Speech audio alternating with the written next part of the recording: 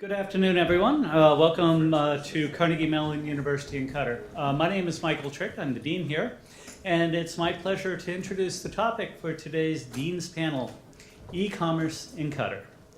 We created the Dean's Panel series as a forum to discuss questions that are topical and relevant. At CMUQ, we offer degree programs in biological sciences, business administration, computational biology, computer science, and information systems. And each of these areas, there's both challenges and opportunities, and we bring together these panels as a way to delve into these issues. We have brought together today's panels of experts to help understand e-commerce in Qatar. The topic is one that's closely connected to much of what we do: information systems, business administration, computer science. I believe the insights we will hear today will deepen our understanding of how e-commerce can shape the future of Qatar. Today's moderator is Nui Vatanasat Dakul, who is a visiting associate professor in information systems at CMUQ. Professor Nui holds a PhD in information systems at the University from the University of New South Wales. She joined the CMUQ faculty in 2017, and her research interest includes strategic fit and alignment in information technology transfer to Asia, and implications of natural culture, digital divide, and governance in technology utilization among organizations. Before I invite Professor Nui to the podium, I'd like to take a moment to greet members of the media. I see a couple of you. Thank you for coming. And as you know, we've reserved the Q&A portion of the presentation for members of our academic community. If you'd like to ask specific questions of our panelists, I'm sure they'd be pleased to speak with you as we break for lunch. Again, thank you for coming today. I hope we have an interesting and informative hour. And I now invite Professor Nui to introduce the members of our panel. Thank you very much. Assalamu alaikum. Good afternoon, everyone. Thank you all for joining us today for the panel discussion on e-commerce in Qatar, charting a path for future success. Before we start our panel discussion, it is an honor to welcome and introduce each of our special guests. And I feel greatly honored to share the stage with this panel of leaders and experts in e-commerce in Qatar.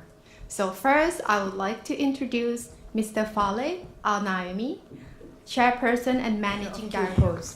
Welcome and thank you for joining us today.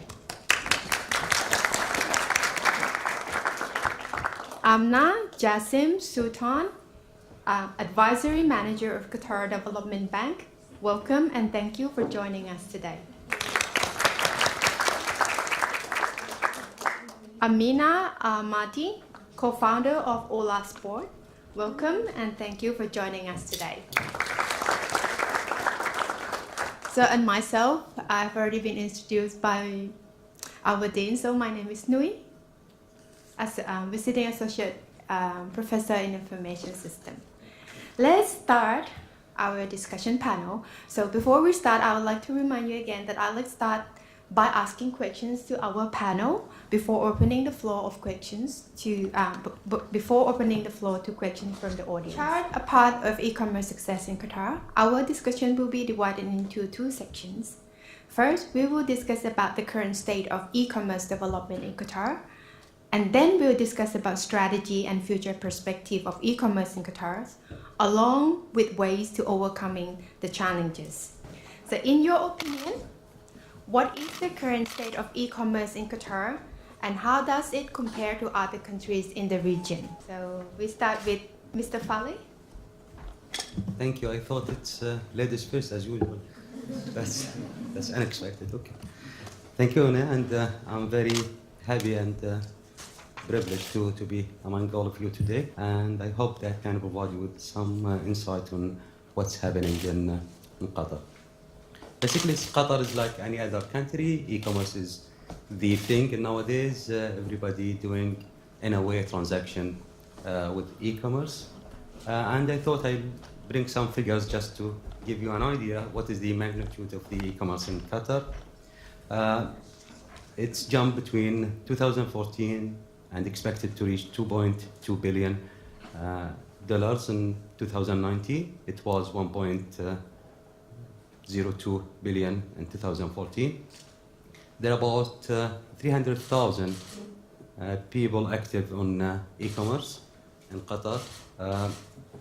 In Qatar, we have one of the highest average e-commerce per transactions and per users.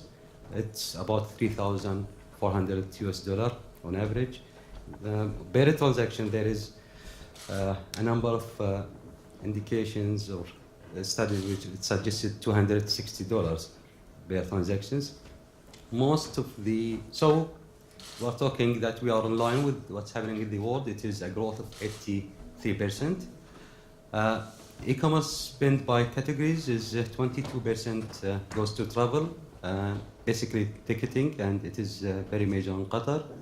And electronics comes next by 18%, and other things are sharing the rest of the percentage. The channels used is half of it almost through mobile devices. Payment methods in Qatar, 19% only credit cards, 6% using PAL methods, and 75% it is cash on delivery or payment on delivery, which is very strange to Western e-commerce players. There is a number of major players, as you may know, in the globe and in Qatar, we have seen as postal company a big increase on the transactions and demand for e-services. So I think I'll stop here and let my colleagues. Thank you, Faleh, for a very detailed statistic description about the e-commerce in Qatar. So we move next to Amina to share her view about how we're doing in Qatar in terms of e-commerce. Well, first, thanks for the invitation to join this panel. I kind of feel humbled to be amongst experts and the guests on the panel, so thank you. I think my input might not be as statistical as Ustad Faleh, but perhaps from our experience as a startup, we kind of gained as well insights on customer behavior when it comes to e-commerce. Definitely there's a growth in e-commerce transactions here in Qatar. We see it even casually, more people are interested in browsing products and businesses on Instagram. The use of platforms that were not initiated for commerce, but the use of such platforms for business like WhatsApp. So WhatsApp is ranked amongst highest kind of used for business here in Qatar. So that gives an indication that people are interested in using their smartphones in kind of an easier, more direct, the use of technology as well for their kind of purchasing needs. Similarly, from our experience, we see that customers are hesitant as well in Qatar when it comes to purchasing, perhaps from another e-commerce, an e-commerce kind of business based in Qatar. So yes, there's a higher percentage, high growth when it comes to e-transactions here in Qatar, but I believe the majority of it is buying from abroad, as opposed to buying from locally based e-commerce businesses.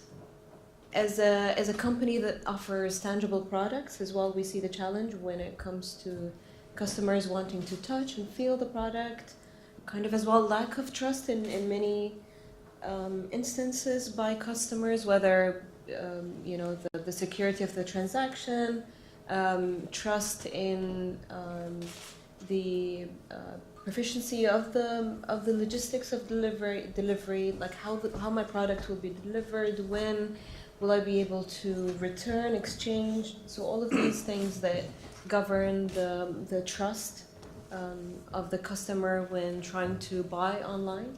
So these are a few of the issues that we've witnessed from our experience as a startup. Thank you.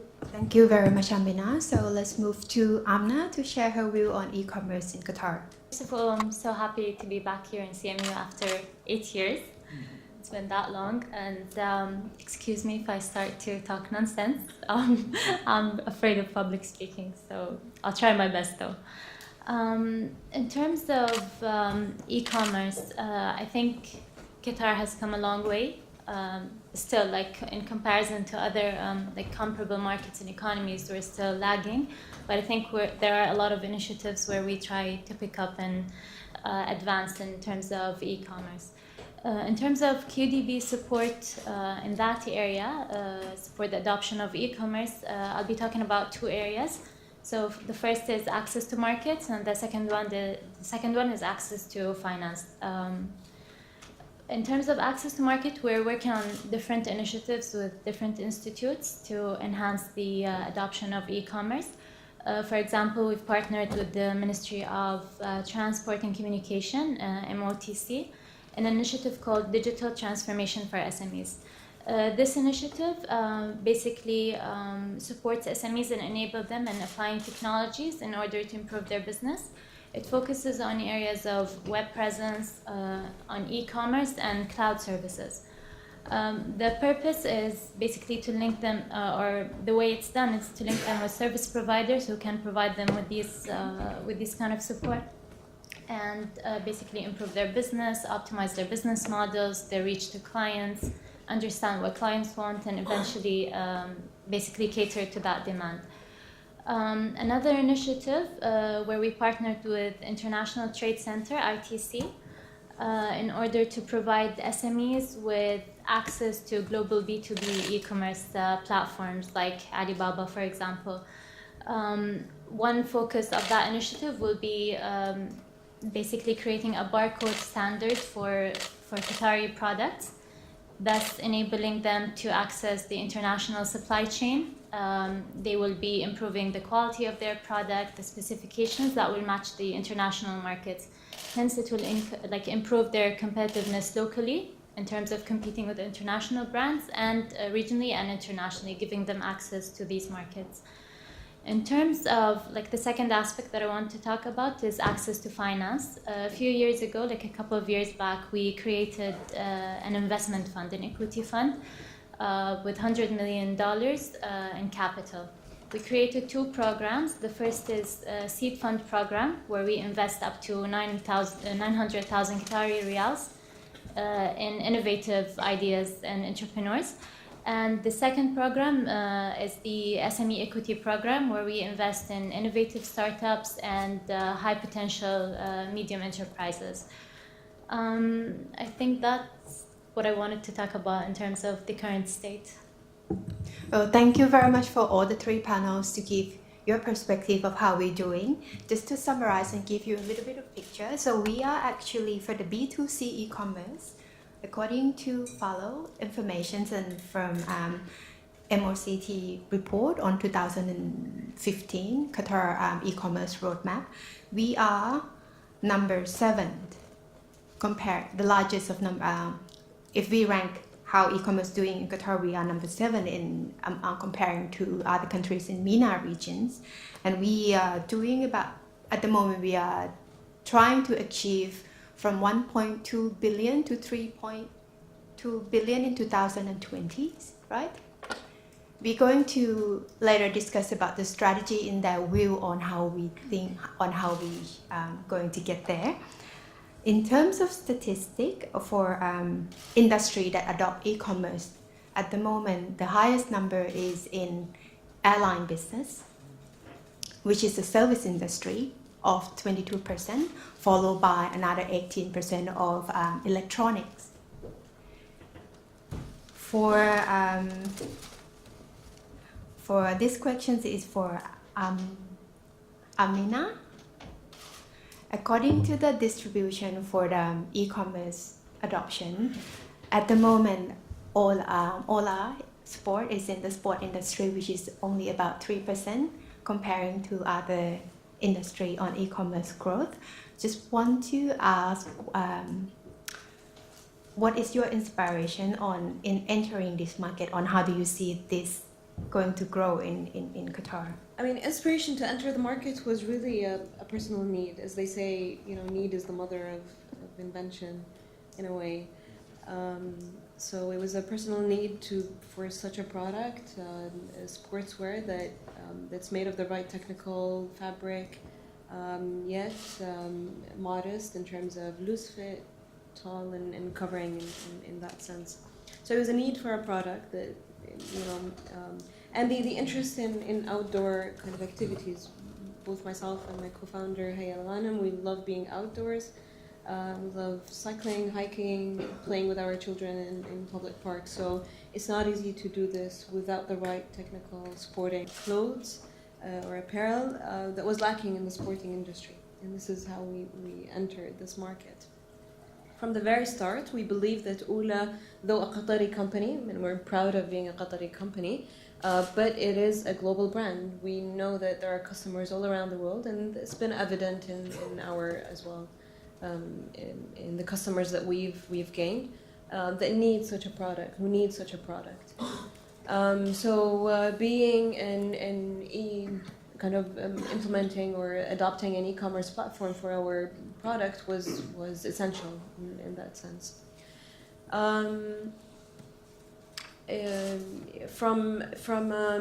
We've had a very successful launch and start to our business. As in the startup phase, we're now trying to kind of pause and see how we can better find better strategies, a partner, funding solutions as well, to grow the company, scale up the company as well. So you see, you have a lot of vision. You see a vision on how it's going to grow from 3% from perhaps one of the leading industry in e-commerce. Particularly, we are going to host FIFA 2020, and that could enable more opportunities of e-commerce in the sport industry in the future.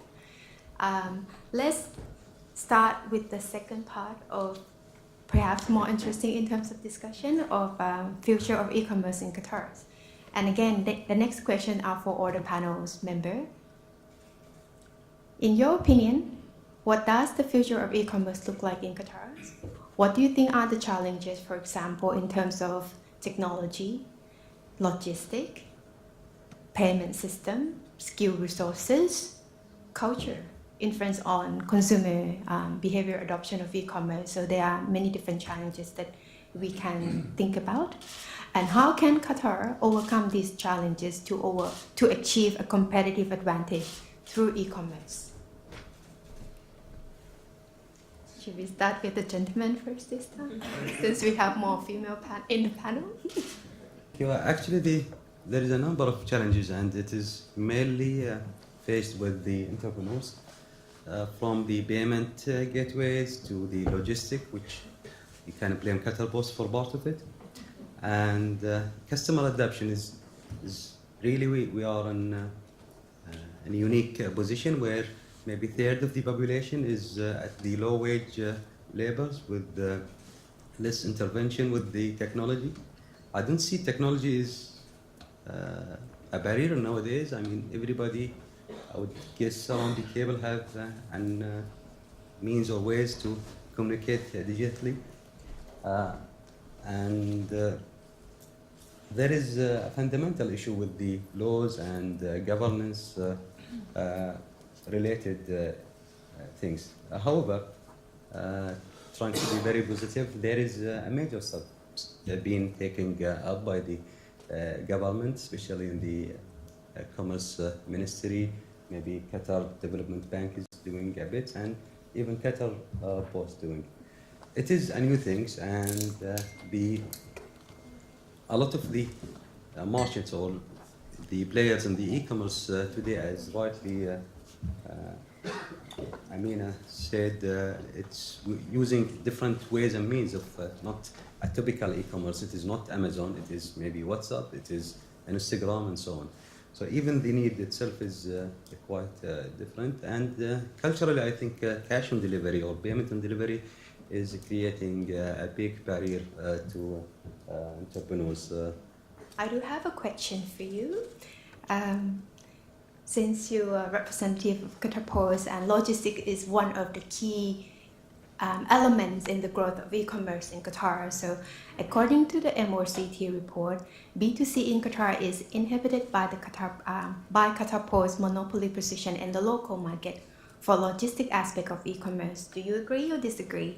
What will be the strategy to encourage competitiveness in the market in terms of logistics? Qatar Post been through a major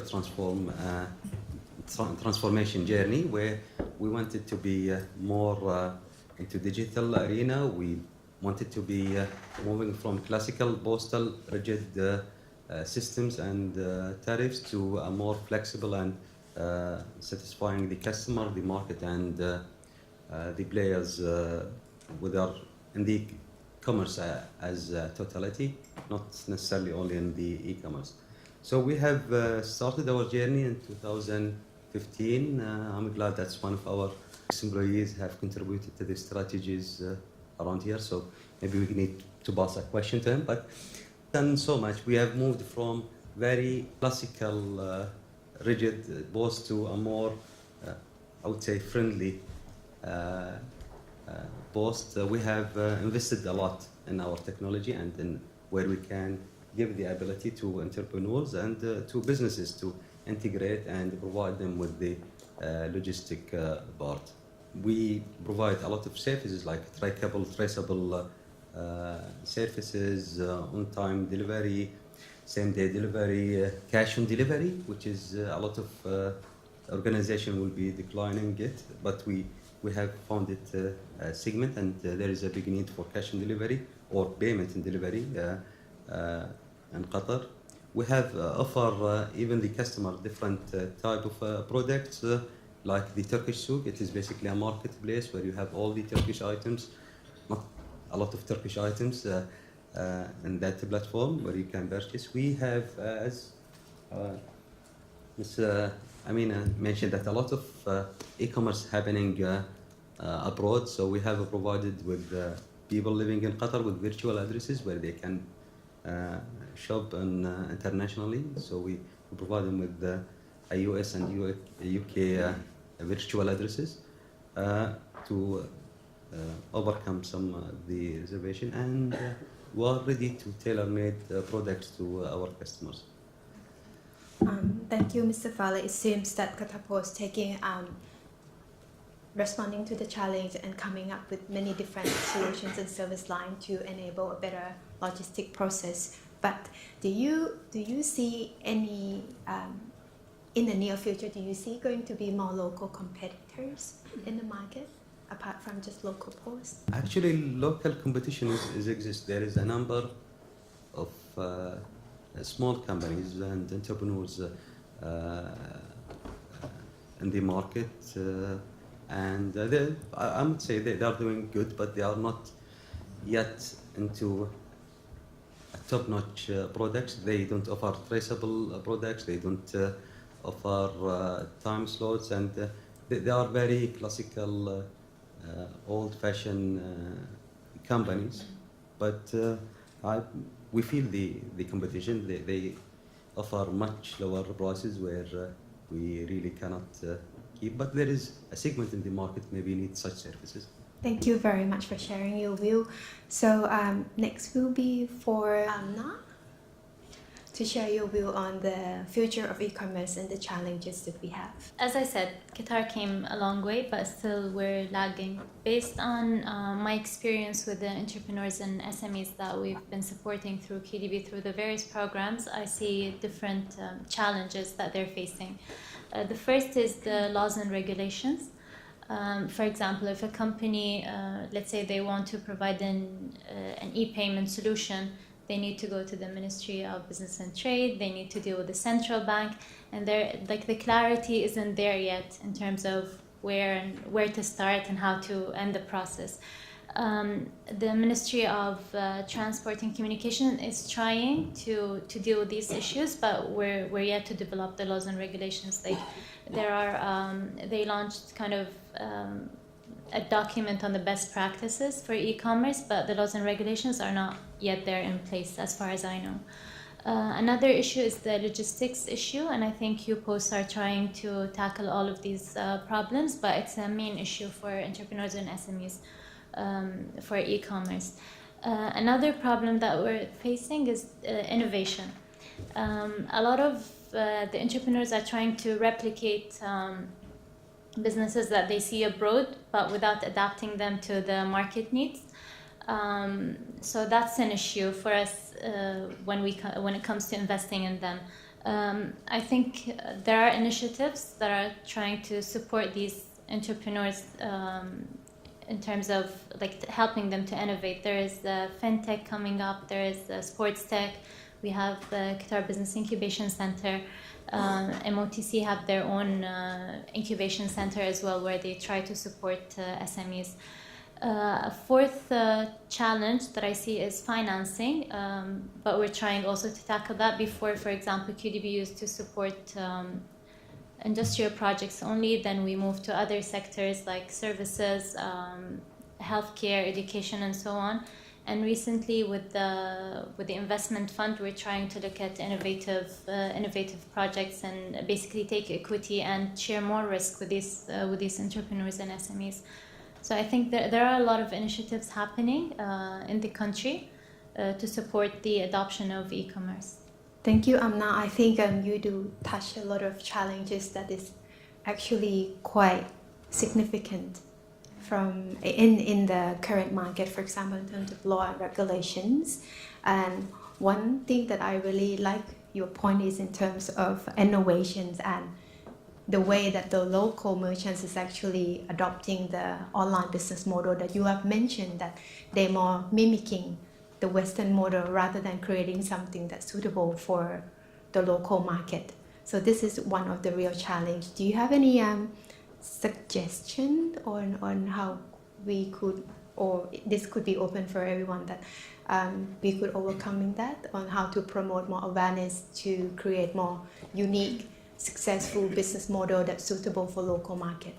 We usually suggest and advise the entrepreneurs to do is basically start small, try something, be agile. So test it with your clients. If you see it working, then try to expand further. But if it's not working, just try to change it to cater to their needs.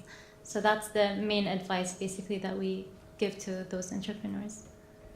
Very good. So agile development methodology would be probably very suitable for this, to overcoming these challenges.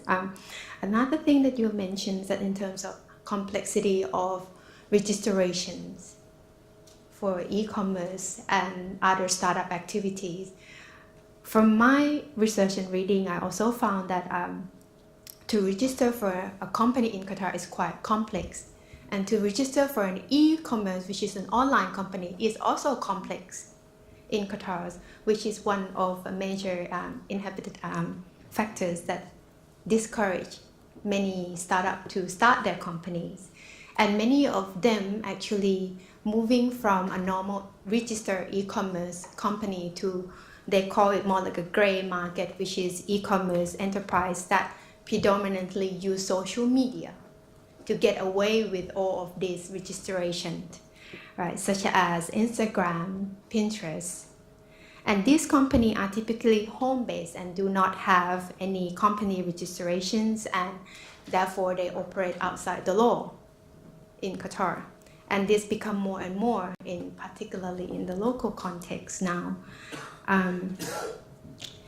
Since we cannot stop the popularity of social media in e-commerce that is growing as a business in Qatar, do you have any of you, three of you, have any strategies to facilitate growth of normal e-commerce business, and how to control in terms of regulations and rules for that could apply for the social e-commerce? From our experience, I think we did not really face any challenge in registering a company. So obtaining a commercial registration, I think we did this in less than an hour.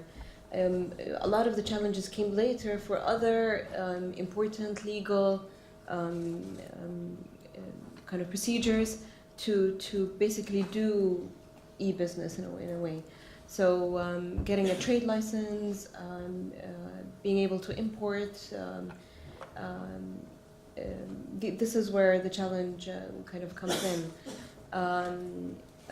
For example, one rule is that you must have an address, as in an office or a shop, to get a trade license, which enable you to then import and sell.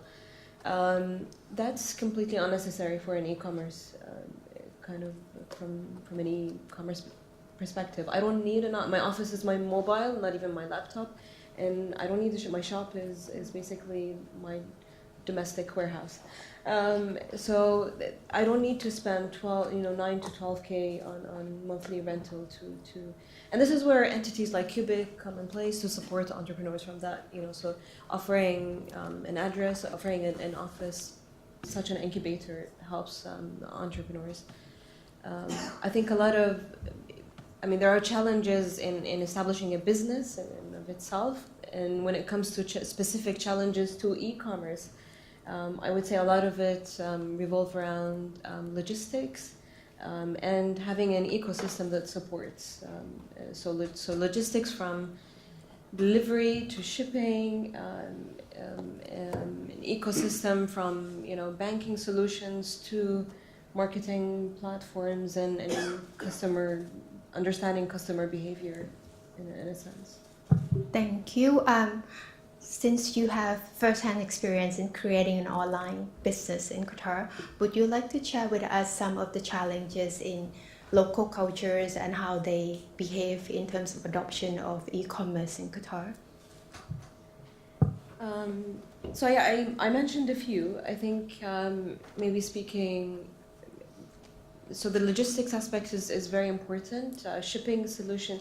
As I mentioned, we see ourselves as an international brand, and this is the customer reach we aspire to have. But shipping is very costly, and that kind of disable a startup company like ours to expand. This is where we're facing a challenge now: growth and scaling up the company. So this is where we're kind of in need as well of support, or in kind of creative solutions. In a sense, banking solutions, establishing kind of payment gateways that makes it easier for the customer as well to do such transactions. From kind of a local cultural point of view, when we first launched the company, we really had to work a lot on community building. As opposed to just starting, an online shop and here's our web store, that would have not worked. I believe we've had a successful start in our kind of initiation phase because we combine the presence of a web store as well as being present physically in a lot of pop-up kind of installations at sporting events, at women activities, and giving the community a chance to try the product, touch, feel, and basically get a more rounded kind of opinion on our product. Very much, and I think it is time for us to share the stage with the audience. So at this point, I'd like to open the floor to questions from the enthusiastic audience. And importantly, please keep your questions short and precise. Thank you for your speech here. That was really invaluable to us. So I want to start with QPost, Mr. Faleh. How do you? So you talked about the local businesses here and how you have some advantages over them. But how do you compete with like the big guys such as FedEx and DHL, RMX? They are not classified as postal companies. They are more into courier, which is have different specification than postal companies. We are not supposed to compete with them because they are serving a different segment of the market. However, reality we do because there is a big cake which everybody would like to share. Basically, when you're out in the market, you need to compete by two things. One is the quality of service and the prices. So my question will be for Ms. Amina. So as a startup firm in the e-commerce industry, what suggestions would you give to new, upcoming startup firms to adopt those, strategies or choose those strategies to, overcome the challenges that you're facing now? Thank you. I can probably give some insights on the success of our initiation phase, but I cannot speak, on suggestions for growth and scaling up, because that's where we are now. So definitely, as Amina suggested, listening to the customer, that's very important, whether or or retail. For us, we really pride ourselves that the beginning was a very user-centric process. We designed our first collection around kind of discussions with users. We've tested our products. We prototyped our products with groups of women who were in much need of such items. So listening to the customer essentially is really what can differentiate you, whether you're offering a product or a service, and building on such discussions with your customer, not just listening for the sake of listening, obviously. My partner Hayal Ghanem is here, and my colleague as well, Nasah, who's taking the lead on all technical issues, are here. If they have any other insights they'd like to share, I think that. I have a question for Ms. Amina. So you mentioned that QDB collaborated with MOTC for initiatives for SMEs. So how does QDB make a decision on which specific SMEs they should help? For example, do you look at specific requirements in their proposals? Well, basically, the investment team look at the business plan and the investor himself. So they would have an interview if we see that this business has a potential. So basically, it's very subjective. It's how you would sell and how you would present your pitch to the investment committee. But basically, the first document that you need to work on is a business plan that shows the potential of your business idea. So I'm Abdulrahman Al-Fayyad. I'm a computer science graduate, 2018. So I just want to ask about QPost. Are you looking into new shipping methods, or are you researching into new possibilities that you can use for the future?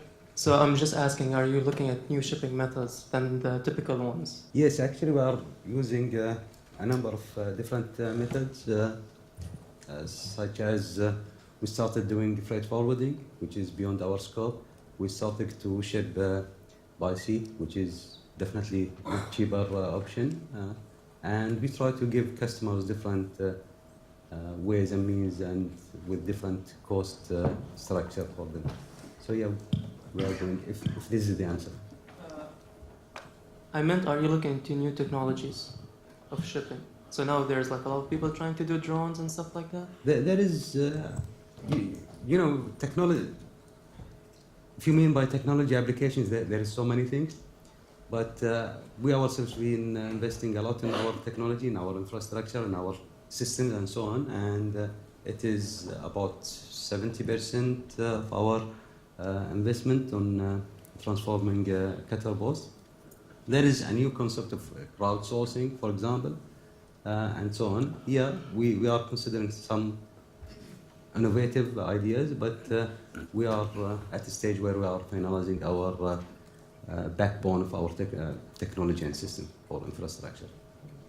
My question is for Mr. Faleh. Please, could you let us know what the issue would be for home delivery for people that are trying to buy products online? Where do you stand with the development of having deliveries and shipments shipped to people's homes with the issue of having home addresses as your shipping address? Thank you. Actually, we do home delivery services, but it is not a mandatory by the government. It is, I don't know, it's not like what you have maybe in the US. Here, our mandate is to deliver to PO Box. So the expectation, many years before I born, you were there, PO Boxes, and everybody or every resident supposed to subscribe to this. And now what we do to soften the way, we have come up with a new product for Qatar Post, which we call it home delivery.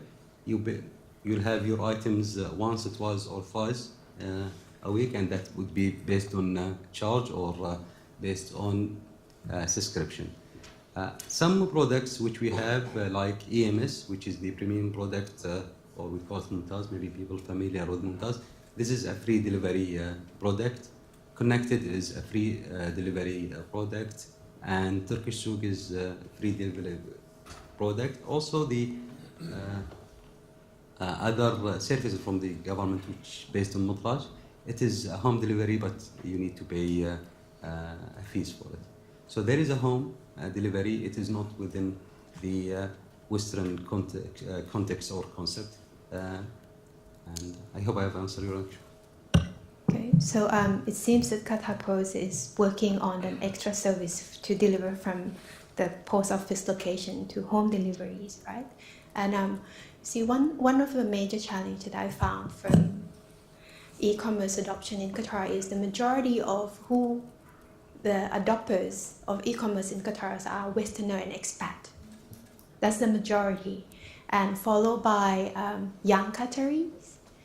Many of the expat like me will not have understanding that if I order the product from overseas, it will be stopped at Qatar Post and I will need to use a PO box. Is there any strategies to help in actually facilitating the easier process for many West expat as adopters of e-commerce? So postal companies or organization works based on address, and the address is it is long story unified by the union, the postal union, the international postal union. So in Qatar, the address is defined as PO box. However, Qatar Post realized that there is an issue of the understanding of, and maybe the cost of the PO box is not justifiable to very people who's really having a low value. So what we have come up with is a delivery based on items. So if you have no PO box, so we are not supposed ideally to serve you because you are not our client. But even though your items is reached to us, so you have a number of options. Either you come and collect it for small fee, I think it's 10 riyal or 15 riyal. Huh?